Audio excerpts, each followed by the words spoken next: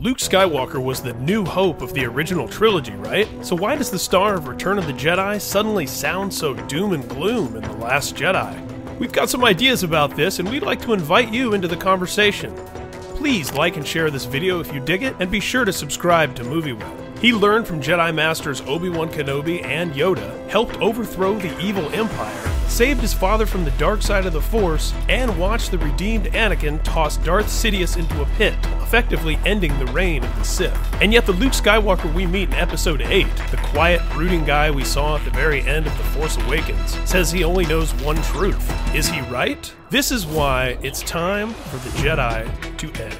To be clear, J.J. Abrams made it his mission to return some mystery to the Star Wars saga after the detailed exposition of the prequel trilogy gave us midichlorians and the rise of Galactic Senator Palpatine to Emperor of the First Galactic Empire. Now, whether or not the director had any idea what truths lie behind the mysteries of Rey's parentage, Luke's disappearance, Snoke's identity and motivations, how Maz Kanata came into possession of the lightsaber Luke lost in Cloud City, the Knights of Ren, and everything else he introduced in The Force Awakens is unclear. It's likely he left these story elements blank so other filmmakers could color them in with subsequent installments in the franchise. If this is true, it will hopefully result in a more satisfying conclusion to this new trilogy than, say, the ending of TV's Lost. Though Luke's attitude toward the Jedi Order he once worked so hard to restore came as a surprise to Mark Hamill himself, we've got a theory about what the words spoken by the broken and regretful Luke Skywalker in The Last Jedi probably mean. We're not alone in this theory either. With increasing volume, more and more acolytes of the events set a long time ago in a galaxy far, far away are following some of the breadcrumbs laid down in the prequels, the Clone Wars television series, and Star Wars Rebels to this exact destination. You see, the Jedi must end because the Force demands passion. Think about it. The Jedi Order were a bunch of monks who swore off personal attachments. Anger, hate, and suffering were deemed the path to the dark side, sure, but these prohibitions extended to romance, child-rearing, and even loyalty and love. What does that got to do with anything? Everything. Remember how Yoda and Obi-Wan tried to convince Luke to stay on Dagobah and complete his Jedi training rather than speed off to save his friends? Or how Anakin had to hide his relationship with Padme, let alone her pregnancy, forget about his mother who lived in slavery on a backwater planet overrun by crime lords, and suppress his ambitions?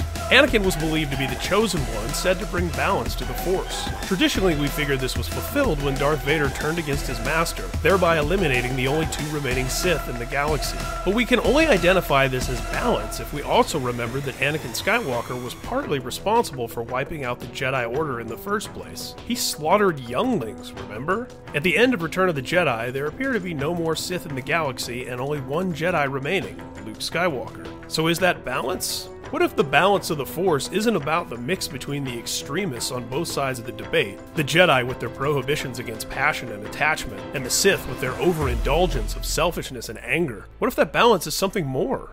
What if it's about a balance within each individual? There have been hints at this, particularly beginning with TV's The Clone Wars, which masterfully fleshed out the characters introduced in the prequel trilogy. Not only do we get a better sense of how much Anakin cares about his friends, his duty, and his honor, but also how much those things put him in conflict with the Jedi. We even learn that Obi-Wan, who we first encounter in A New Hope as a reclusive old wizard, once had a love interest of his own, albeit with Victorian-era levels of restraint. Ultimately, he couldn't save her, with his old enemy Darth Maul killing her. Darth Maul is another great example of what we're talking about here. The Clone Wars revealed that he'd survived his injuries from the Phantom Menace, surviving on a combination of pure hatred and a thirst for revenge, and some kind of dark magic. Eventually, he reunites with his brother, Asajj Ventress, and after clashing with his old master, sets out on some kind of quest on his own that certainly leans toward the dark side, but isn't exactly fully Sith in the traditional sense either. With his dying words, he asks Obi-Wan whether Luke is the chosen one. He sounds almost hopeful that Luke will facilitate his thirst for revenge against Sidious.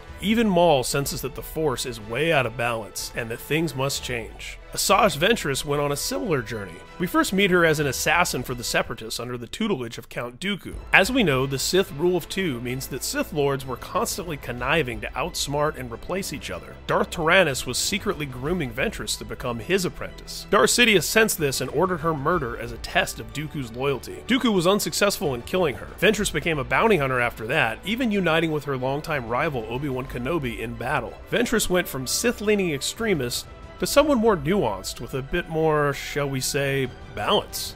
There is no greater example, however, than Ahsoka Tano, the much-beloved Padawan of Anakin Skywalker introduced in the Clone Wars. One could argue that the character, in fact, has the most impressive arc of any character in Star Wars canon.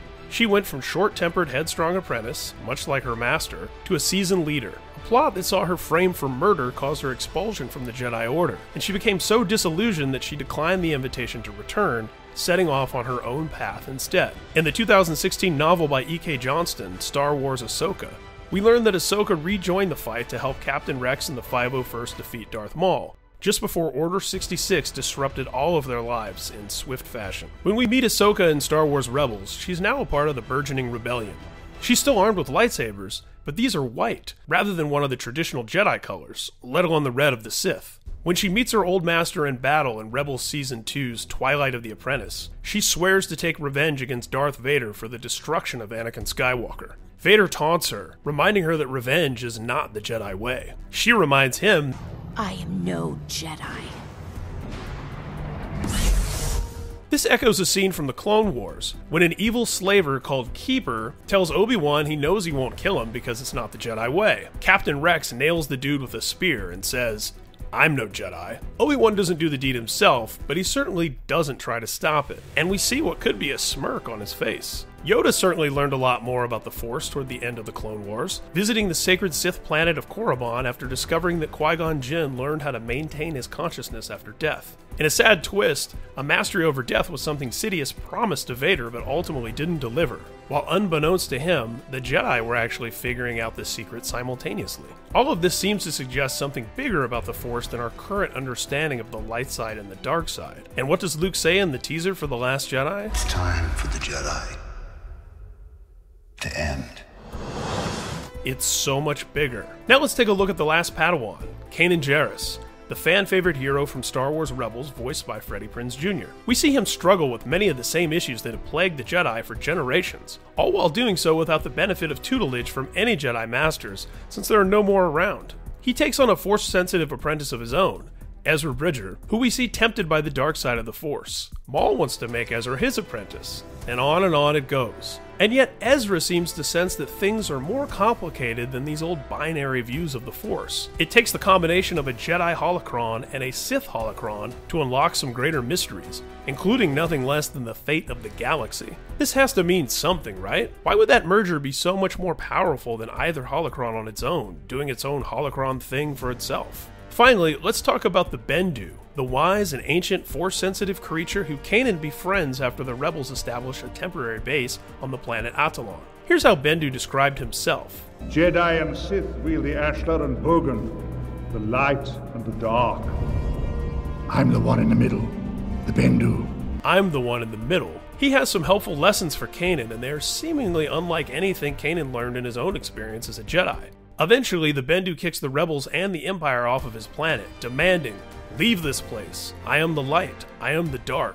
I am the Bendu." It certainly seems like the journey of characters like Ahsoka, Ventress, Maul, Kanan, Ezra, and in fact, both Anakin and Luke Skywalker themselves have all led to the destruction of not only the Sith as we knew them, but of the Jedi Order itself. Trying to re-establish it with Ben Solo as a star pupil very well may have crystallized this revelation for Luke.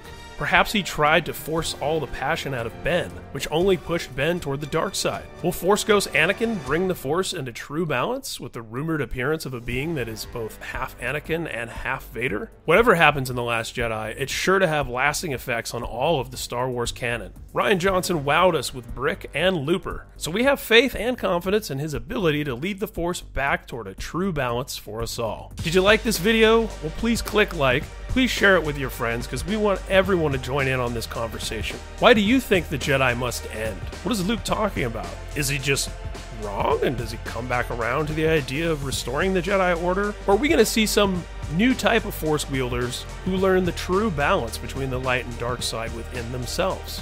Let us know what you think in the comments, and be sure to subscribe to MovieWeb to keep up to date on all of the conversations about the things we love.